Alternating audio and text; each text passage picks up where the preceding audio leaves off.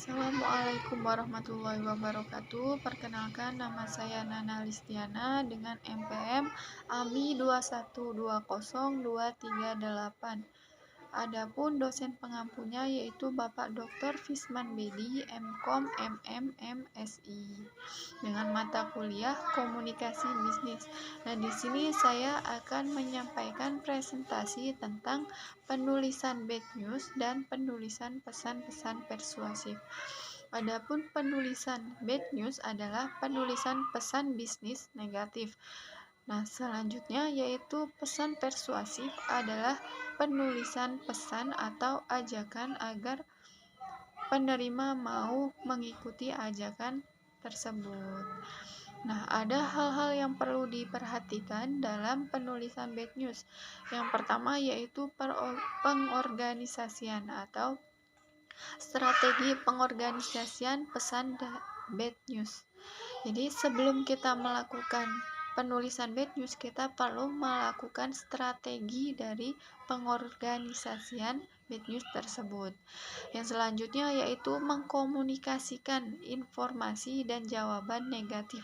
Jadi kita perlu mengkomunikasikan dengan penerima tentang informasi atau jawaban-jawaban dari penerima. Yang selanjutnya yaitu pengiriman pesan, yaitu menyampaikan bad news kepada pelanggan.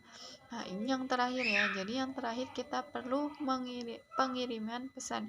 Jadi langsung menyampaikan pesan bad news tersebut kepada penerima.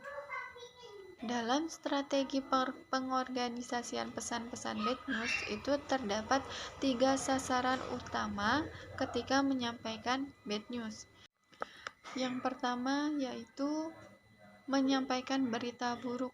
Jadi kita langsung menyampaikan berita buruk tersebut kepada penerima. Yang kedua, memperoleh penerimaan mengenai berita buruk. Jadi setelah kita menyampaikan berita buruk tersebut, kita dapat menerima dampak dari berita buruk yang telah kita sampaikan. Yang terakhir, mempertahankan niat baik sejauh mungkin dengan penerima. Jadi kita kembali lagi kepada niat baik kita ketika kita akan menyampaikan sebuah bad news. Yang selanjutnya, hal yang perlu kita lakukan yaitu menciptakan audience centered tone. Jadi penyampaian bad news itu bukanlah akhir dari segalanya.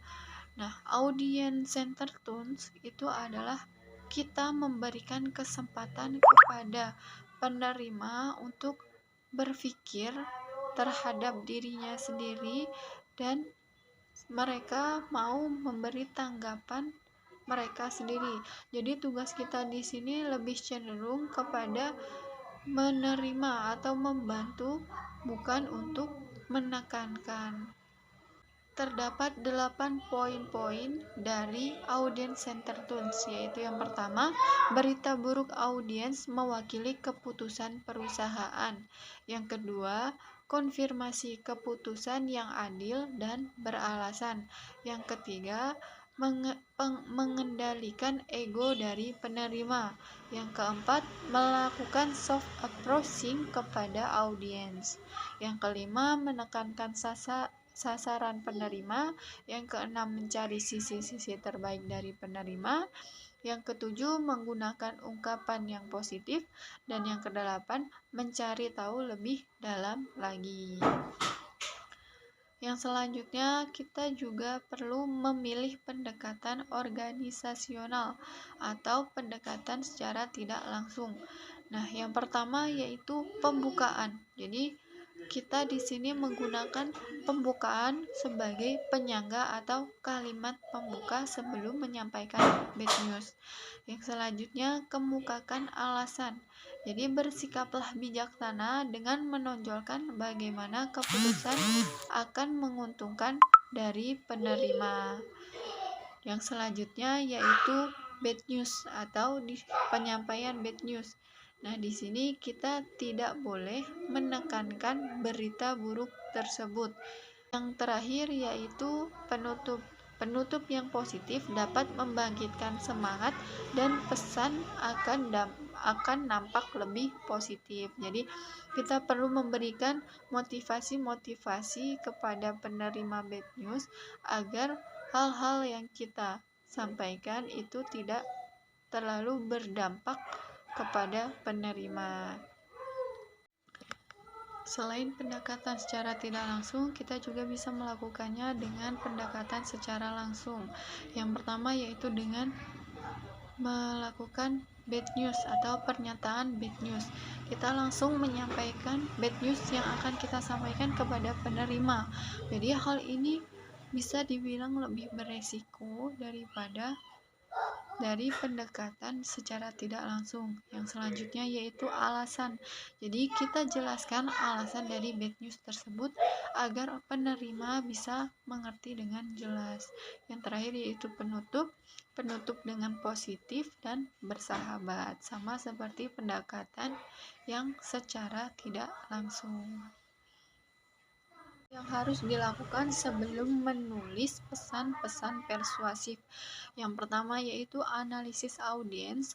Ada beberapa pertanyaan yang harus kita jawab. Kita harus mempersiapkan jawaban apa saja yang akan ditanyakan oleh penerima dari pesan-pesan persuasif.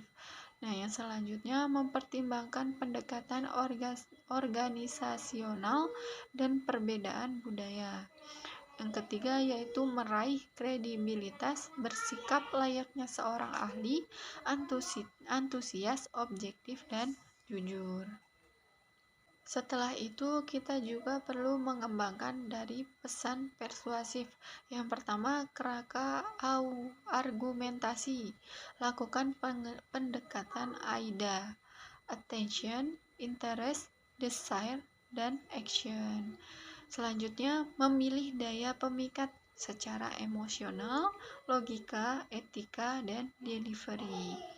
Yang terakhir yaitu pengaduan untuk penyesuaian, yaitu mengeluarkan sebuah surat keluhan dan klaim kepada penerima dari pesan persuasif tersebut. Nah, cukup sekian presentasi yang saya lakukan. Apabila saya ada salah katanya, saya minta maaf yang sebesar-besarnya. Salam sejahtera. Wassalamualaikum warahmatullahi wabarakatuh.